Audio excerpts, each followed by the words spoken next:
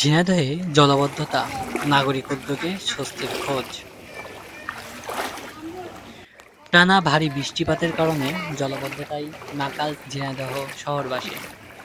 শহরের প্রধান প্রধান সড়ক ও অলিতে গলিতে জমেছে হাঁটু পানি। বিশেষ করে উপশহর পাড়া, পাগলাকানাই ও ব্যাপারী পাড়ায় সৃষ্টি হয়েছে ভয়াবহ জলাবদ্ধতা। বৃষ্টির পানি বের হওয়ার মতো উপযুক্ত ড্রেনেজ ব্যবস্থা না থাকায় ও খাল দখল করে অপরিকল্পিত বাড়ি নির্মাণের কারণে অল্প বৃষ্টিতেই ডুবে যাচ্ছে জনপদ। এতে ভোগান্তি পোহাচ্ছে পথচারী, শিক্ষার্থী ও ব্যবসায়ী সহ নানা শ্রেণীর পেশার মানুষরা। এ অবস্থায় আশার আলো দেখছেন ঝিনাইদহের কিছু সচেতন নাগরিক। কেউ হাতে নিয়েছেন শাবল, কেউ বা চেষ্টা করছে যাতে একটু স্বস্তি দেওয়া যায় পানিবন্দী মানুষদের। নাগরিকদের মতে, অবৈধভাবে খাল দখল করে বাসাবাড়ি নির্মাণের কারণে বৃষ্টির পানি না বের হলে এই ভয়াবহ বন্যা পরিস্থিতির শিকার ঝিনাইদহবাসীরা।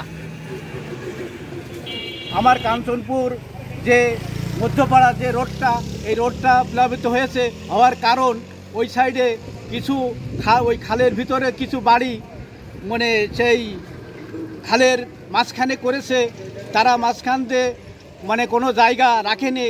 আর এই বাইপাসে এসে যে একটা হচ্ছে গিয়ে ওই দারোগা আছে, তা গোকুল দারোগা তার ভাই যে বিল্ডিংটা করেছে, তা আমরা এখানে এসে দেখছি যে তার মাঝখানে 1 ফুট জায়গা নেই।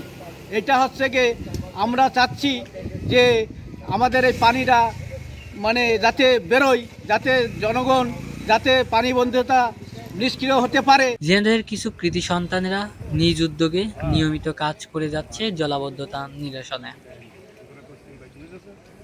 নগর পরিকল্পনার অভাব, অপর্যাপ্ত ড্রেনেজ ব্যবস্থা ও নিয়মিত রক্ষণাবেক্ষণের অভাবে জলাবদ্ধতা যেন শহরবাসীর নিত্যদিনের সঙ্গী হয়ে দাঁড়িয়েছেন। আমরা ঝিনাইদহ পৌরসভার কর্মকর্তা কর্মচারীদের সাথে নিয়ে দীর্ঘ 5 দিন যাবৎ অবিরাম তারা সকাল বিকেল কাজ করছে। আমরাও চেষ্টা করছি তাদের সঙ্গে সঙ্গ দেওয়ার। আমরা পানির উজান থেকে আমরা ভাটির দিকে আসছি, যেখানে পানির মূল মানুষ প্রতিবন্ধক মানে পানিতে ডুবে আছে, মানুষের একতলার ভিতরে পানি ঢুকে পড়েছে। সেটা হলো 5 নম্বর ওয়ার্ডের শাহাদাতিয়া সড়ক, 5 নম্বর ওয়ার্ডের সিদ্দিকিয়া সড়ক, কাঞ্চনপুর হয়ে পানিটা একটা খাল ছিল আমাদের চাকলাপাড়া থেকে, এই খালটা টোটালি চান্দুয়ার বিলি এই খালটা নেমে গেছে। সেই খালটার উপরে বিভিন্ন জায়গায় বাড়ি নির্মাণ হয়েছে।